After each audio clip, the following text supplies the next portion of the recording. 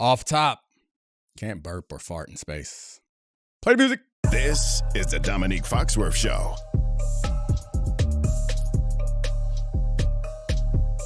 Welcome to the Domonique Foxworth Show. I'm Domonique Foxworth, joined as usual by... I haven't called you Vanilla Snack in a long time. I feel like I got reminded of it last weekend at the tournament because your referee buddy was like, tell us Snack. I said, what's up? I'm not feeling that snack. Why not? Why are you down right now? What's wrong?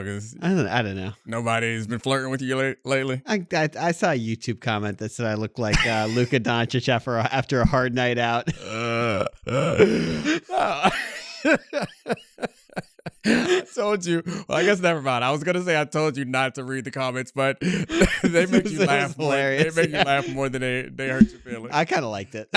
I mean, I feel like looking like Luka is looking hungover constantly when you're tough scene. You don't look like hungover all the time. You don't look like Luka either. I know. It was just a doughy white thing.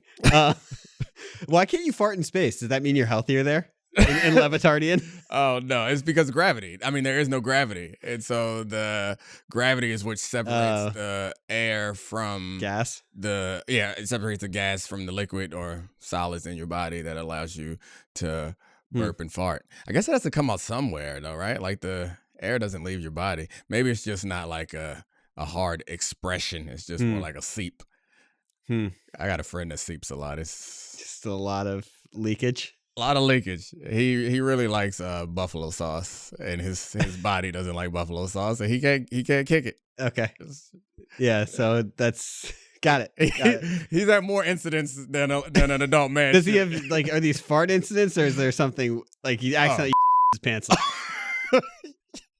The second one. Okay, I want to be clear about this. No, and he won't stop eating it.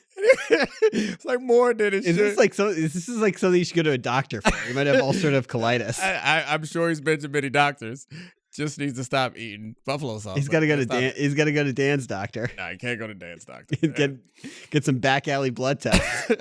I feel like there's a segment of our audience that I have no idea what you're talking about, but the vast majority of our audience is like, who the hell is Dan? What are we talking about? Back alleys and back alley medicine and fart doctors. I don't know. Whatever. We'll just, it's a mystery. If you don't know, you don't know. So we have a bunch of stuff to talk about, but there was something I phrased to you before the show. Mm-hmm. Is Dallas now the worst sports city in America? Oh, I didn't know that's where you were going with that. Kyrie Irving tore his ACL. Yeah. Well, the Mavericks are bad. No. You got to say the Kyrie news again without a big grin on your face. Okay. I know you weren't happy about it, but you were just laughing at Dallas. Okay, here we go. Serious. Kyrie Irving tore his ACL last night as he tried to shoulder the load of being the last remaining star player on a completely inept franchise because Nico Harrison made the insane move of trading your 26-year-old All-NBA first team, 5-time player, Luka Doncic, for Anthony Davis, who was immediately hurt. So Kyrie was playing 40 minutes a night for 6 weeks and tore his ACL. They're screwed until probably, my guess is until 2033 at the earliest, because they don't control their first round pick from 2027 to 2030. Even if you hit on the draft after that point, it's going to take some time. The Cowboys are run by a 80-plus-year-old narcissist who's put up holograms of himself all around a stadium that's like a living mausoleum to him. He runs the team like a reality show and just tries to sign guys at the most hilarious times to make news stories. They're completely stuck in purgatory. They're at best the third best team in that division. And then I don't really care about the Dallas Stars. Yeah, I was frantically Googling the standing of the Dallas Stars. And so it's not terrible there because the Dallas Stars are second in the Central Division, 39-19. So it's not all bad. I mean, I get what you're saying. I think this is, I guess it depends on how you measure the misery. As you're a fan. They're high profile misery. Right. I think, does it hurt more to be irrelevant and terrible, or does it hurt more to be what the Cowboys have been recently is like close, but can't actually get, like they get your expectations up year after year. Last year wasn't the same. Last year was just a debacle, but you get your expectations up year after year. And I guess what's worst about it is I think you got us close to like, are they the most poorly run sports city? Because that's the problem, is it feels like the Cowboys, despite the fact that they draft well and they've had some good records recently, it feels like the decision-making is shoddy, and I think that's the biggest knock on the Mavericks also. The decision-making is a little shoddy, so I think of all the sports towns, I'm not sure off the top of my head that I can think of anyone, any town or city that's more... They're definitely the highest profile debacle. Yeah. And, like, it's just going to get worse. But, I mean, the Mavericks will disappear. They won't be high-profile debacle anymore. Well, I guess they're going to maintain the attention because of this trade. And that's what they are going to come to be defined by for the next decade unless... And we're going to keep talking about it because now the Lakers are the 2 seed in the West. I mean, presumably Kyrie Irving's going to miss a large portion of next season. They're going to be bad with Anthony Davis and Gafford and no guards, and Clay could opt out. And like we're going to continue to talk about with how much better the Lakers get. I think the NBA should, how they put Jerry Colangelo in over Sam Hinkie because they said that it was not fair to the competitive balance of the NBA. I think that they should bring back Jerry Colangelo on his burner, and he should have to run the Dallas Mavericks, and they should demote Nico Harrison. It's ridiculous. But I actually think so. All right, I'm gonna go more ridiculous than you because you're normally the stir of the two of us, but I'm gonna stir a little. They can't fire him because he was just enacting the conspiracy theory that the league wanted. Like one of the things we're gonna get to in this show forced me to do a little bit of more basketball like research deep dive, and I assume, like, I haven't been much in the internet. Someone has to have, like, the conspiracy theory that the NBA made this happen. Particularly if you look at the Lakers' history. Yeah. Like, how many stupid, ridiculous trades were they on the good end You of? just proved how not online you are because everyone has this conspiracy.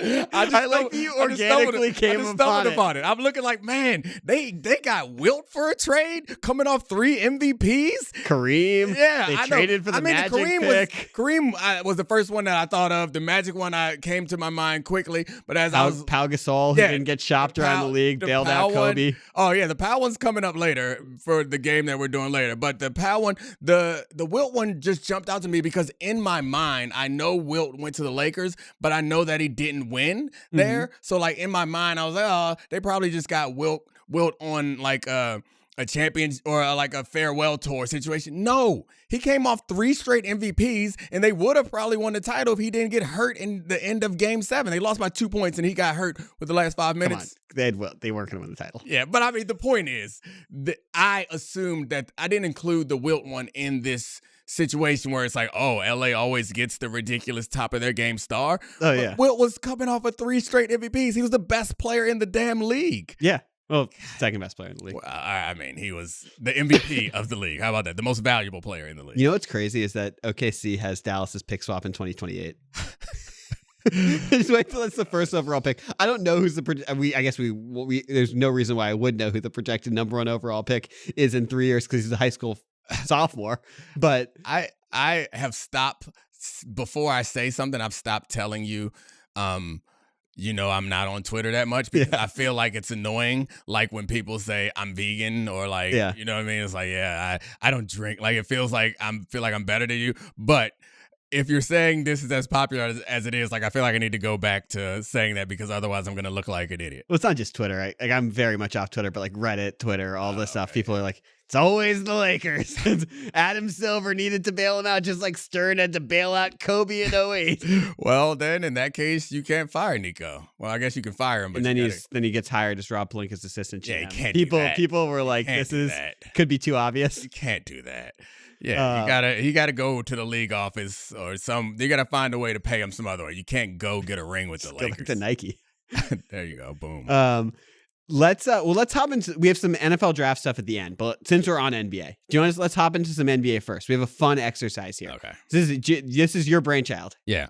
So I wanted to do, as I was watching these teams, what was popping into my head was trying to think of the top teams that we think are championship contenders, trying to think of their historical doppelgangers. Mm-hmm. I thought of this game because I love my co-host Charlie, and I knew it would get him really excited because he's much more of a basketball historian than I am, and he loves a good game. So I also feel like this is going to be left brain, right brain for us of how we view these things. Really? Is it roster construction? Is it like impact on how you remember them? Is it the way that they play basketball? Is it the statistical profile? Because I think you could look at where they are in offense and defense, effective field goal percentage, the four main factors and similarity scores, or you can be like, how will you remember this team? You're going to do some goofy because Yeah, I know you can't wait to do some goofy. It's going to be just smart enough that it's not ridiculous, but it's going to be goofy. And I don't know. I guess I hadn't thought of it that deeply. I'm not sure how you would assess the way that I thought of these teams, but I want to start with you. I really put this exercise together to put you to the test. So let's start with the Thunder, the favorite overall. Who do you think the current Thunder, led by SGA, soon to be the MVP of the league, likely, who do they remind you of in basketball history? So 5th in offense, 1st in defense. Mm-hmm. They remind me of the 2015 Warriors. And that is That's the first Warriors title team. And let me tell you why. So it's obvious that you're not going with like on-court style. No, style of play, there is some style to it. The shooting is very different. Obviously, Steph and Clay were the backbone of that. But that was a team that was built on the fact that they wanted everyone to be able to dribble, pass, and shoot the basketball. That's how they ended up with Bogut, who was a good passing center. That's how Draymond emerged in the post-David Lee era. That's how they built their bench with Barbosa and Sean Livingston and Mo Spates. And Iguodala was this huge signing where they had multiple point forwards.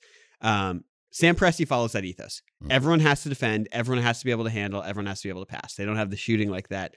The reason that narrative-wise they remind me of them is the media and the betting odds know that they are the favorite, which is something that became very clear in the second half of 2015 for Steph's first MVP season, which also coincides with SGA's first MVP season.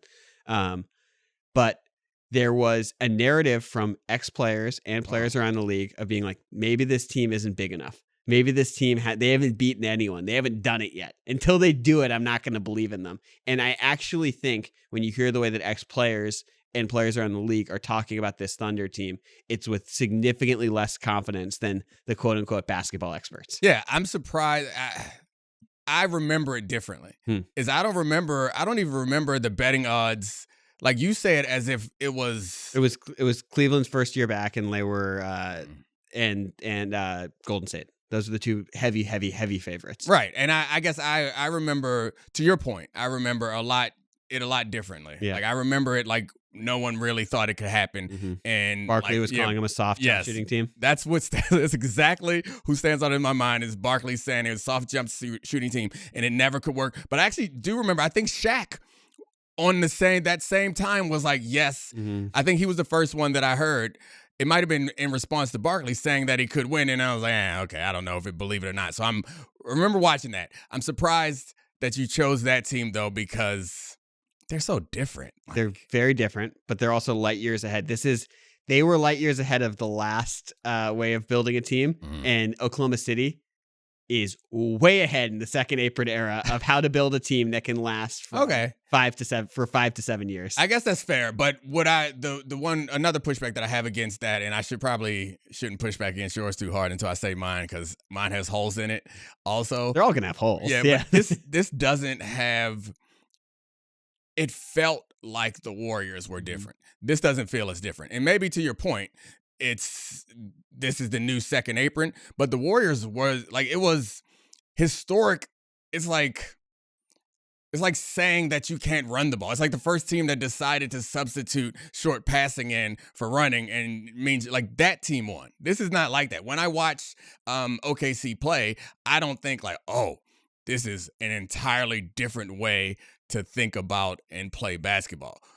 I do think that they are also like a super talented team that still carries a lot of doubt, which I think that leads me to mine. Oh, you want to respond before I get to mine? The thing that I would say, the similarity that I think is like, this team is historically good defensively, and the linchpin of those Golden State teams that got totally underappreciated was that they were just unbelievable defensively. Like, we have almost underrated at this point how unbelievable Draymond and Iguodala and Clay were defensively at that point.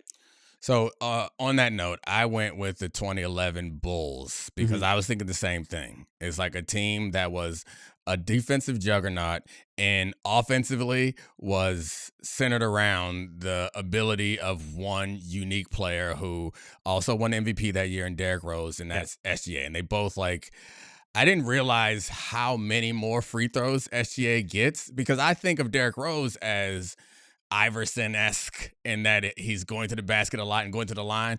SGA averages 9 free throw attempts a game. And Derrick Rose, he merches a little bit.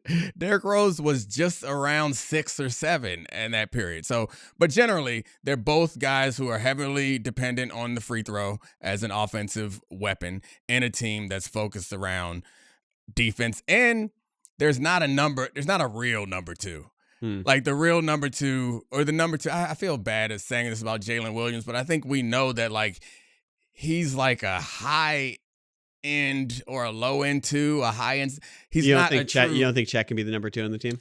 Yeah, I guess he could be. He just is always injured. He's just purely additive. He's like a really souped up role player at this point in his career. He hasn't developed into that. I guess maybe Chet can grow into the number 2. I think he has that potential, but it feels like, and it's not. I guess it's also a number 2 as far as a shot creator is concerned, which I don't really see Chet as that way. Yeah, the number one thing I miss about Twitter is opening up a random NBA post and then scrolling through the comments and seeing the meme of Luol Deng that said, "You didn't expect Luol Deng to appear in the comments. You were wrong." So when I bring up the 2011 Bulls, that's what I think. You think of? You think of Derrick Rose's knee injury. I think of Luol Deng's meme. You think of Deng. Yeah, that's right. Yeah, and they don't have the same shooting, but that's slightly different. So who wins? Are we competing or we're just throwing them out? Look, there are some positives to both of them. There is no Chet, though. That's the thing that I think throws this off. Is Chet is Joakim Noah. I mean, obviously he couldn't stretch the floor that way, but he had some point center stuff. This is someone who was a top 5 MVP finisher, who is a really unique defensive player. I refuse to accept Joakim Noah as a comp for anyone who can shoot. That's totally fair. Like Chet can shoot. Joakim Noah, his shot was eccentric. Chest pass. No, it's just like you don't think of Joakim Noah as a stretch big by any means, but he was really capable of handling the ball and playing further away from the basket because of his passing and how unselfish. That's interesting because we always think of shooting is what makes you a stretch big, but like being comfortable away from the basket. Prime Joakim Noah is someone who is absolutely someone who would play on this Thunder. Wasn't he like, I feel like I remember there was an MVP, a situation like past midseason, he was like a legitimate. No, he finished top 5 in the MVP one season. But I mean, he fell off. Like I feel like it was legitimate like past the All-Star break. And then after that, it all came apart. And also just like that team took on his personality and Derrick. I mean, you remember Derrick Rose not dancing at the All-Star game with LeBron and those guys, and Joakim Noah with the What's So Good About Cleveland. Like he was willing to go right at LeBron in ways. Persona-wise, they were very different than this Thunder team. But so was that Golden State team. Absolutely. All right. This year's Lakers. Who do you got for this year's Lakers? I took the 1971 Milwaukee Bucks. So I wasn't lying when I said basketball historian. We're going back to 71. Yes. Okay. All right. Which was the end of Oscar Robertson when he's never going to win a title, as this best player of his generation. So that's power LeBron. Guard, distributor, Mr. Triple. That's LeBron James, and then bring in historic superstar Lou Alcindor, Kareem Abdul-Jabbar, unprecedented offensive force, and make it work. And that's Luka Doncic. It's not a perfect comparison. It's just the age gap of two guys who at different points can play like they're the best player in the world. And obviously positionally, it's not the same. But when I think of someone who had an infusion of young talent that was able to bring them another title, like if the Lakers won that way, I would think that's the biggest age gap of 1 and 2 guys who can be first team All NBA level players since the Big O and Kareem. I like that. I mean, I assume that my absence on Twitter means that I probably missed when people said that Kareem and Magic is similar to this Luka and Kareem situation. Is Luka and LeBron situation. Did that happen on Twitter? I don't think so. Okay. At least not that I saw. Well, that's not my comp. Yeah. I'm staying with the Lakers though. My comp is the 2008 Lakers mainly because they stole a Euro mid-season trade, and they went and got Pau Gasol from the Grizzlies, and went on to be. I mean, they lost in the finals to the Big Three Celtics, but they were awesome when they picked them. They won. I think they won their first game, then lost their second game with Pau, and then ripped off 11 in a row. Ended up going 36-9 after bringing Pau Gasol in, and made it all the way to the finals. They ended up winning the title after that, but it's the same thing. It's Kobe was there. He's LeBron. Not style of play, but superstar already there. You need the league to fix things for you. So you go get a friend to Do you think that's send the you a best Euro who can ball. Do you think that was the best moment of Stephen A's career? What? The Kwame Brown rant about when they traded him.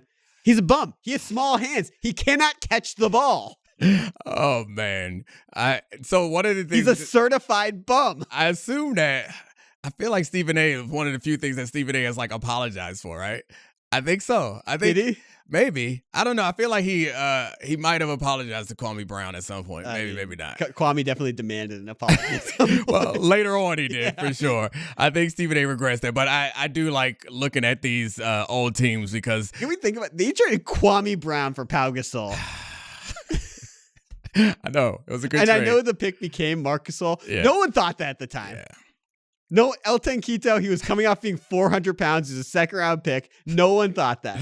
I don't have any reason to bring up this name, but just like looking at old teams, remember Ronny Turioff? Of course. Yeah, it's just great. Just great old basketball names are good. They had Sasha Vujacic there too. He was fun. He's quite the player off the court. All right, more stuff that I guess the internet knows that I don't know. He did a lot of sexing.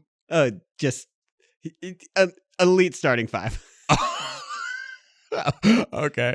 All right, who's next?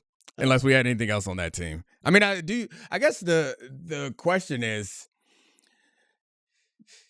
when we do these comps, I think one of the things that's inherent in the comps is the comps is that the competition around them. It kind of forms the way that we think about these teams now is how those teams finish. Yeah. So like having the Bulls comparison to OKC suggests that I think OKC is not going to win the championship, but that's not true at all. Yeah. It's like, you know what OKC doesn't have? The big three. Yeah. They don't have to try to go through LeBron and the Heat. So like it's a different situation. But anyway, let's go. Your buddy in Denver, Nikola Jokic, the Nuggets. Who's your Nuggets comp?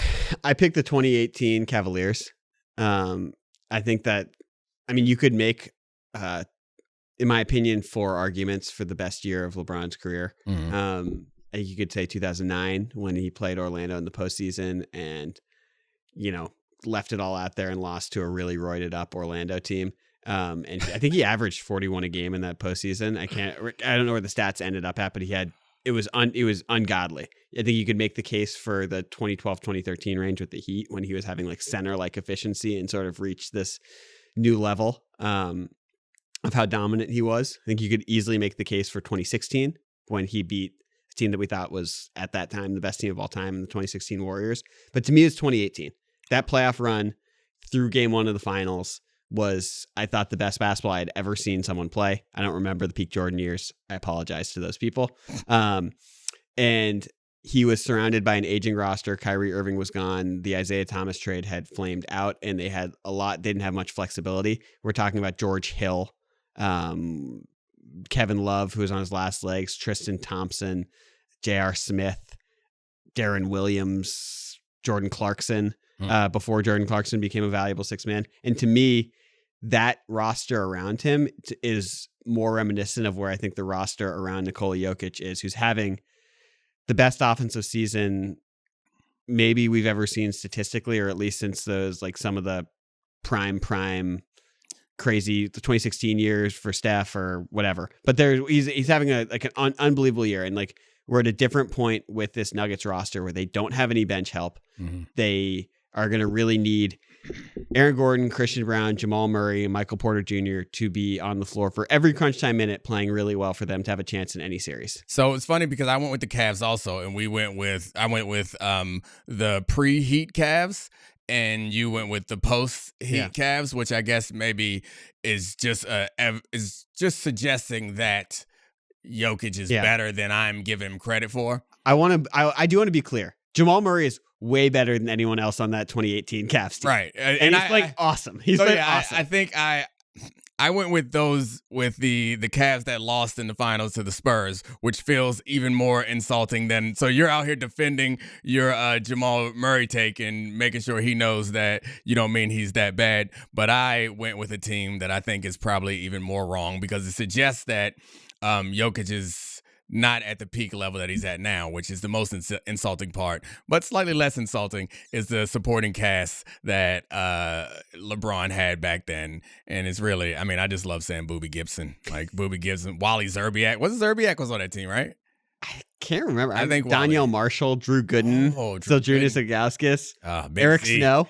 What was the guy with the hair? Varejao? Yeah, Anderson Varejao was there also. And Damon Jones. Yeah. I remember Damon Jones, Hot Soup Damon Jones, right? Yeah. I mean, that 07 Cavs Pistons game is one of like an iconic NBA memory.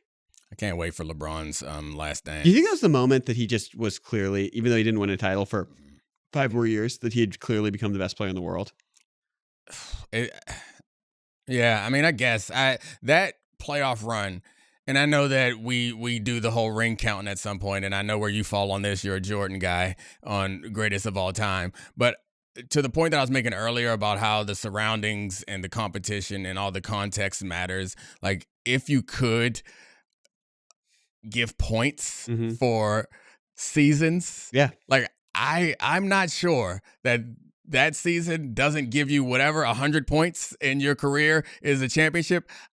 I kind of feel like getting that team to the finals and the way that he played in that playoffs is enough for me to be like, hey, like, that should count for something. I know he didn't get a title, but it should count for something, damn it. That's also how I feel about the 09 year. Yeah. Like the 09 year with it was insane how good he was in the postseason. Yeah. And you had people on TV being like, he can't win the big one.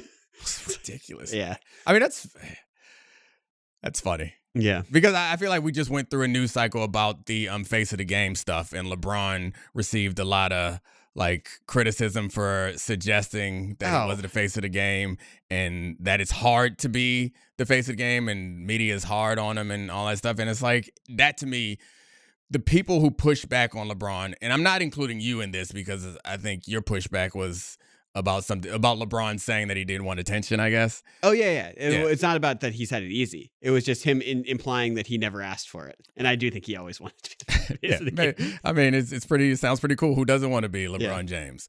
But yeah, that general news cycle has been kind of frustrating because it feels disingenuous.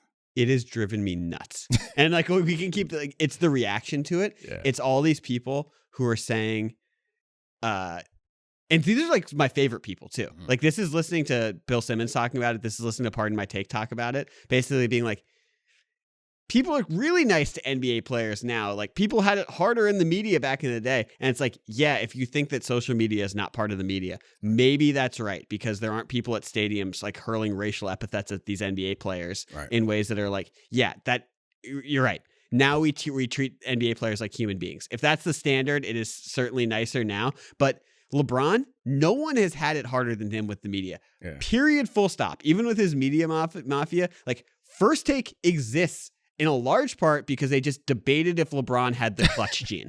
Skip Bayless existed because of that. There are the LeBron stans in the media with Shannon Sharp and Nick Wright who made their bones defending LeBron because there are guys who just wanted to undercut him at every single turn. Like even in Barstool, like where Part of My Take comes from, them saying like, Portnoy, a huge part of it is he just criticized LeBron. Yeah. That's oversimplifying it. Right. Simmons has had a basketball history where he wants to make sure that people don't crown LeBron too early. Right. But stuff like that. Like the concept that this guy who's only been compared to the greatest player of all time and has had like the media on the really minor things he has done wrong over and over and over again. Beyond that, also cable news people on him for things that happen off. Like it is completely different. The concept that guys in the 90s had it easier than him in the media is cockamamie. I love being on the other side. I'm normally the rant guy. You got your first show rant. It's wrong. Just because I think Jordan is better than LeBron is not. I'm just saying, does not mean I can't be logical about the fact that this guy has been unbelievable and has had so much criticism, most of it unfair. I'm proud of you. Good job. You're level-headed. You're not completely anti-LeBron as sometimes you come across. Just not at all. Yeah, no, you're it's level-headed. Look, it's amazing that he made it a conversation, that he was able to be the second best player of all time with like this unbelievable career. All right, Warriors. You want to do the Warriors or you want to do the Cavaliers? Let's get honestly, Oh, we did the Nuggets. We did Nuggets. We got Warriors, Cavaliers on my list. We got Celtics, we got Knicks, and we got football talk. I'm fine skipping the Warriors because I don't think they're going to win the title. Okay. I'm fine with skipping the Warriors also. Let's go to the Cavs. The only Warriors note I have is that they made that mid-season trade for kind of occasionally disgruntled basketball player, so it made me think about the Pistons when they got Rasheed Wallace. All right, next one. They went on to win the title. Warriors, I don't think are going to do that. Yeah. Cavaliers. So Cavaliers, top team in the East, first in offense, seventh in defense. Mm-hmm. This is when you knew I was going to do some weird stuff. I put the 2013 Louisville Cardinals that won the national championship and beat Michigan in the final. Congratulations, Cavs. You're about to win the NCAA tournament in March. The madness begins. And this is less weird than I thought. Like, I thought you were going to do something crazy, like, say, like the Toon Squad or something, or Airbuds team. Like, I expected you to do something like that. So with this, I went with team construction because I think they have a really, really, really, really unique construction where they basically play 2 centers and 2 point guard size players with Jared Allen, Evan Mobley, Donovan Mitchell, and Darius Garland. I know they traded for DeAndre Hunter at the deadline to give them some wing depth, and that maybe he'll be their Luke Hancock who comes in clutch and beats Michigan in the national championship.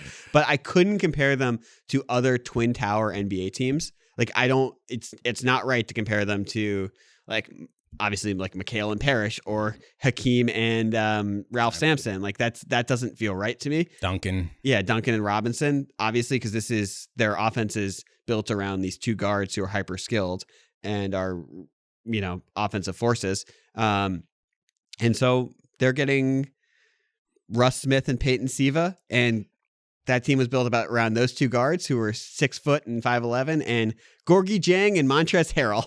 That's the college equivalent with Rick Pitino at the helm of this Caps team.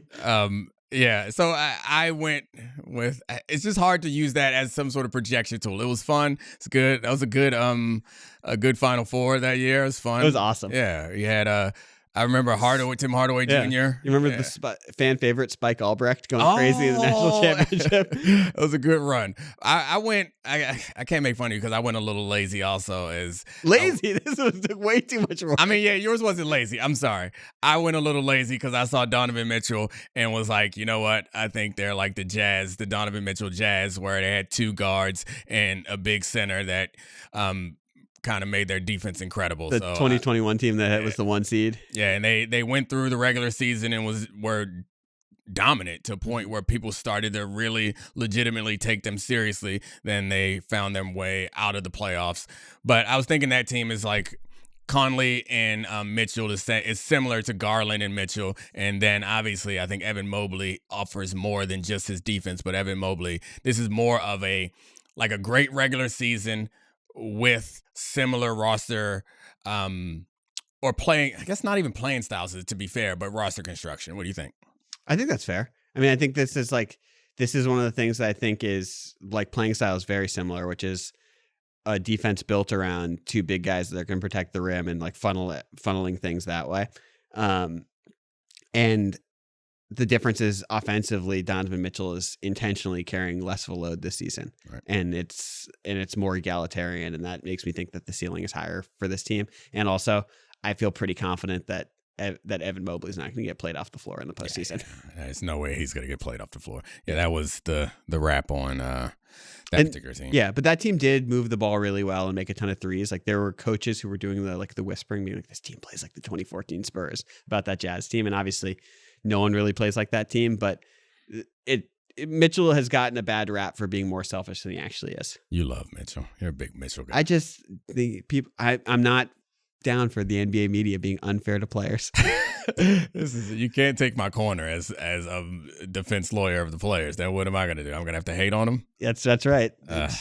All right. Do you want to get into some draft stuff? Some quick hitters on the draft? We haven't done the Celtics first. We have to do the Celtics first. This is the one I've been waiting for. This is a joke. This is a big one. All right, go ahead. No, I mean, so this is nothing to do with team personality, nothing to do with like roster construction a certain way. But the Celtics, if they repeat this year, I think it's going to be like the second bad boy Pistons team where they're repeat champions, but they're sort of lost between eras. where no one's going to remember this team because of just like style of play. Jason Tatum's not the face of the league, blah, blah, blah, blah, blah, kind of boring stuff.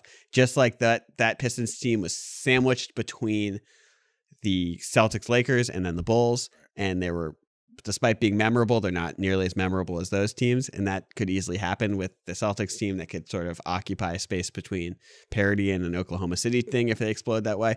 And while they aren't the bad boy Pistons, they are the sad boy Celtics. They're the Drake of NBA teams. They're the like Jason Tatum is the sad boy superstar.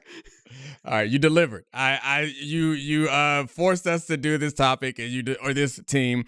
I was about to shut it down and do football, and you delivered. It all led up to the sad boy Celtics. I like that. It's good because he is kind of sad all the time, and they are kind of forgettable. But they also could just be a dynasty waiting to happen. I mean, yeah, they could rip off 5 in the next 10.